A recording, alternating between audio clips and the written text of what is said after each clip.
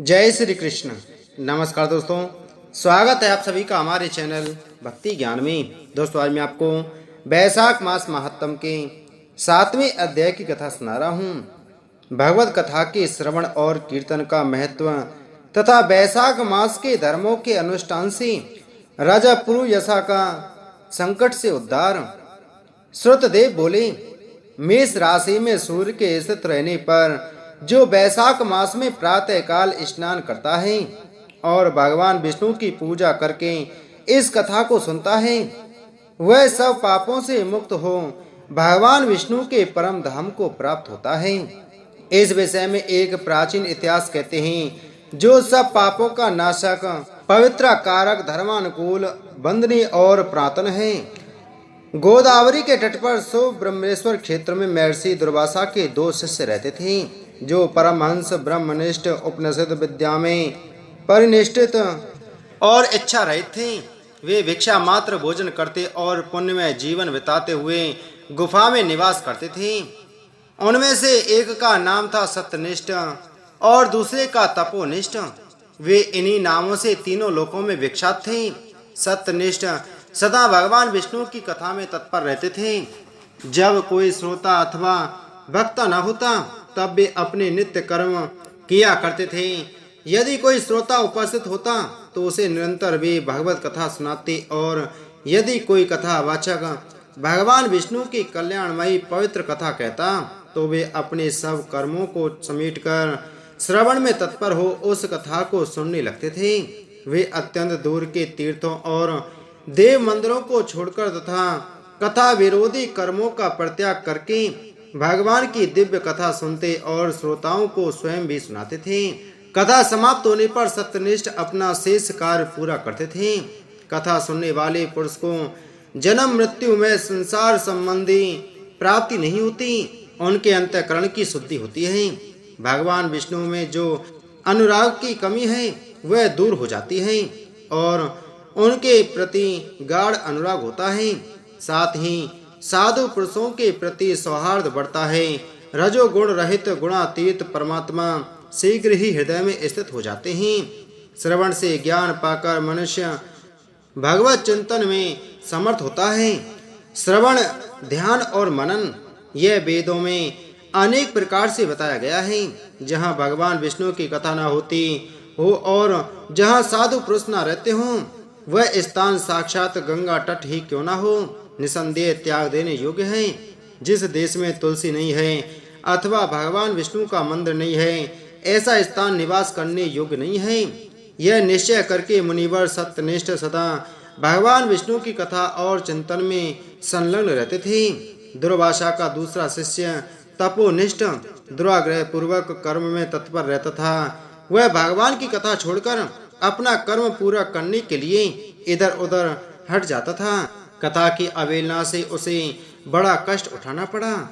अंततो गत्वा कथा परायण सत्यनिष्ठ ने ही उसका संकट से उद्धार किया।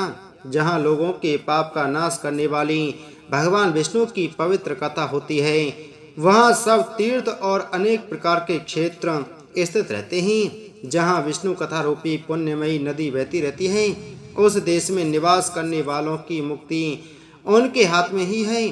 पूर्व काल में पांचाल देश में पुरुषयशा नामक एक राजा राज्य करते थे, जो पुण्यशील एवं बुद्धिमान राजा भूरियशा के पुत्र थे। पिता के मरने पर पुरुषयशा राज सिंहासन पर बैठे। वे धर्म की अभिलाषा रखने वाले, शूरता, उदारता आदि गुणों से संपन्न और धनुर्वेद में प्रवीण थे। उन महामती नरेश ने अपने धर्म के अनुसार पृथ्वी का पालन किया। कुछ काल के पश्चात राजा का धन नष्ट हो गया। हाथी और घोड़े बड़े बड़े रोगों से पीड़ित होकर मर गए।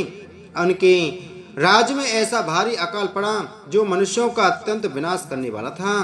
पांचाल नरेश राजा पुरुयशा को निर्बल जानकर उनके शत्रुओं ने आक्रमण किया और युद्ध में उनको जीत लिया। तदंतर पराजित हुए राजा ने अपनी पत्नी शिखंडी के साथ पर्वत की कंदरा में प्रवेश किया। साथ में दासी आदि सेवक गण भी थे। इस प्रकार छिपे रहकर राजा मन ही मन विचार करने लगे कि मेरी यह क्या अवस्था हो गई। मैं जन्म और कर्म से युद्ध शुद्ध हूँ। माता और पिता के हित में तत्पर रहा हूँ। गुरु भक्त, उदार, ब्राह्मणों का सेवक, धर्म परायण, सब प्राणियों के प्रति दयालु, देव पूजक और जितेंद्रिय भी हूँ। फिर किस कर्म से मुझे यह विशेष दुख देने वाली दरिद्रता प्राप्त हुई है? किस कर्म से मेरी पराजय हुई और किस कर्म से फल स्वरूप मुझे यह वनवास मिला है?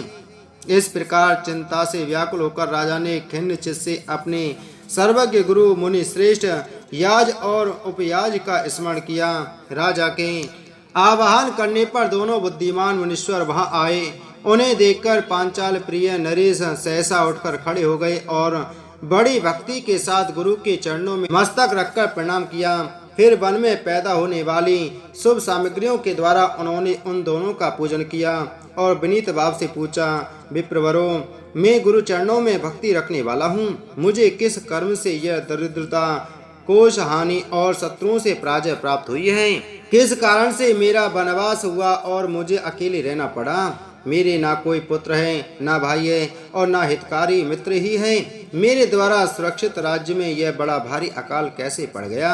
ये सब बातें विस्तार पूर्वक मुझे बताइए। राजा के इस प्रकार पूछने पर वे दोनों मुनिश्रेष्ठ कुछ देर ध्यान मग्न हो इस प्रकार बोले, राजन, तुम पहले के 10 जन्मों तक महापापी व्याध रहे हो। तुम सब लोगों के प्रति क्रूर और हिंसा परायण थे। तुमने कभी लेस मात्र भी धर्म का अनुष्ठान नहीं किया। इंद्रिय संयम तथा मनोनिग्रह का तुम में सर्वथा अभाव था। तुम्हारी जिह्वा किसी प्रकार भगवान विष्णु के नाम नहीं लेती थी। तुम्हारा चित्त गोविंद के चारों चरणारविंदों का चिंतन नहीं करता था और तुमने कभी मस्तक नवाकर परमात्मा को प्रणाम नहीं किया। इस प्रकार दुरात्मा व्याध का जीवन व्यतीत करते हुए तुम्हारे 9 जन्म पूरे हो गए। 10वां जन्म प्राय होने पर तुम सह पर्वत पर पुनः व्याध हुए। वहां सब लोगों के प्रति क्रूरता करना ही तुम्हारा स्वभाव था। तुम मनुष्यों के लिए यम के समान थे, दयाहीन, शस्त्रजीवी और हिंसा परायण थे। अपनी स्त्री के साथ रहते हुए राह चलने वाले पथिकों को तुम बड़ा कष्ट दिया करते थे। बड़े भारी सठ थे।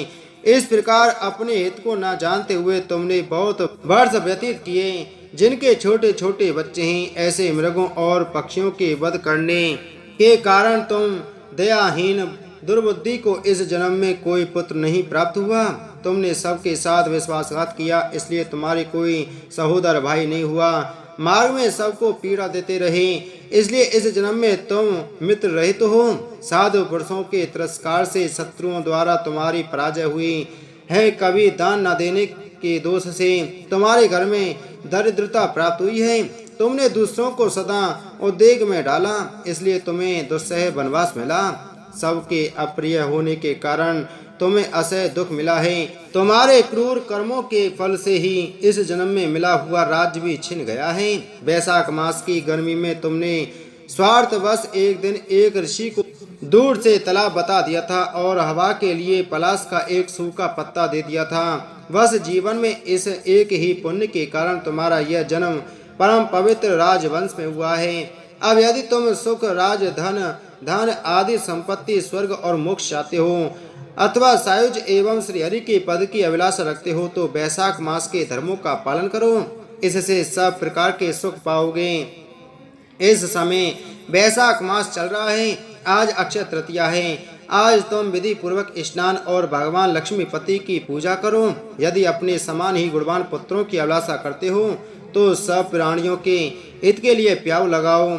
इस पवित्र वैशाख मास में भगवान मधुसूदन की प्रसन्नता के लिए यदि तुम निष्काम भाव से धर्मों का अनुष्ठान करोगे तो अंतःकरण शुद्ध होने पर तुम्हें भगवान विष्णु का प्रत्यक्ष दर्शन होगा। यों कहकर राजा की अनुमति ले उनके दोनों ब्राह्मण पुरोहित याज और उपयाज जैसे आए थे वैसे ही चले गए। उनसे उपदेश पाकर महाराज पुरुयशा ने वैशाख मास के संपूर्ण धर्मों का श्रद्धा पूर्वक पालन किया और भगवान मधुसूदन की आराधना की। इससे उनका प्रभाव बढ़ गया तथा बंधु बांधव उनसे आकर मिल गए। तत्पश्चात वे मरने से बची हुई सेना को साथ ले बंधुओं सहित पांचाल नगरी के समीप आए। उस समय पांचाल राजा के साथ राजाओं का पुनः संग्राम हुआ। महारथी पुरुयशा ने अकेले ही समस्त महाबाहु राजाओं पर विजय पाई। विरोधी राजाओं ने भागकर विभिन्न देशों के मार्गों का आश्रय लिया।